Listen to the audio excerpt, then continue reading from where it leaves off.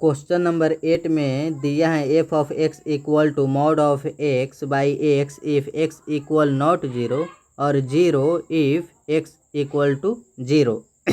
यहाँ एक point find हो रहा है एक्स इक्वल टू जीरो। इस पर इस फंक्शन का कंटिन्यूटी चेक करना है कि यह कंटिन्यूअस है या डिसकंटिन्यूअस।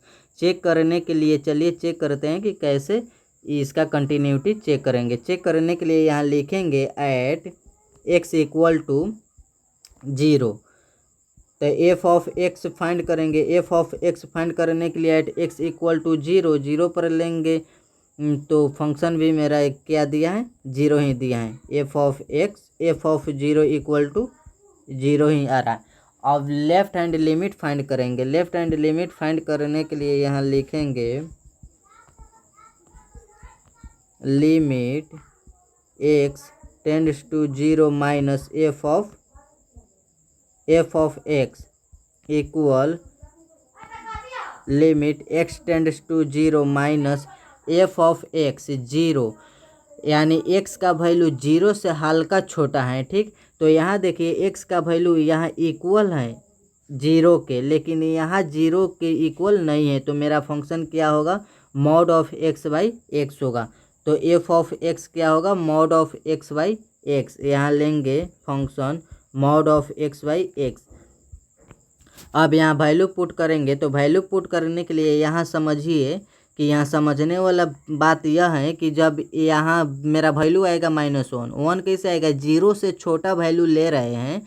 अगर जीरो से छोटा वैल्यू 0.1 ले रहे हैं तो एक वैल्यू दोनों वैल्यू निगेटिव में लेंगे।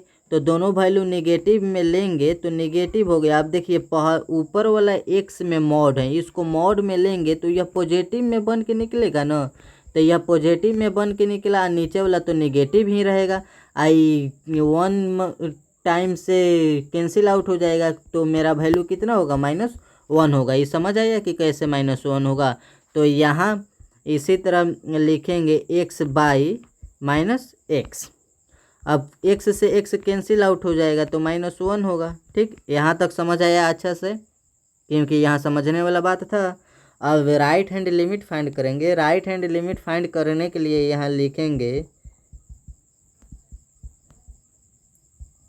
Limit x tends to zero plus f of x equal limit x tends to zero plus f of x क्या होगा। एफ ऑफ एक्स देखिए, यहाँ ध्यान से देखिए, यहाँ एक्स इक्वल टू जीरो है तो इस फंक्शन को तो छोड़ देंगे। अब यहाँ एक्स इक्वल नॉट जीरो है, यही फंक्शन लेंगे। मॉड एक्स बाई एक्स ही होगा मेरा फंक्शन, क्या होगा, मॉड एक्स बाई एक्स ही होगा। अब यहाँ वैल्यू पुट करेंगे तो जीरो से हल्का बड़ा।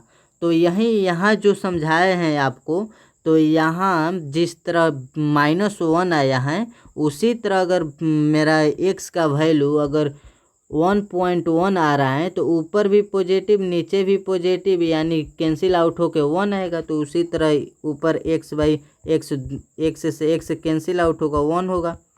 अब यहाँ देखिए ध्यान से आप, एफ ऑफ एक्स इक्वल नहीं है लेफ्ट हैंड लिमिट और राइट हैंड लिमिट के। तो यहाँ लिखेंगे since f of x equal नहीं है limit x tends to zero minus F of x equal नहीं है limit x tends to zero plus f of x, so not continuous at x equal to 0 point पे। यही answer होगा मेरा।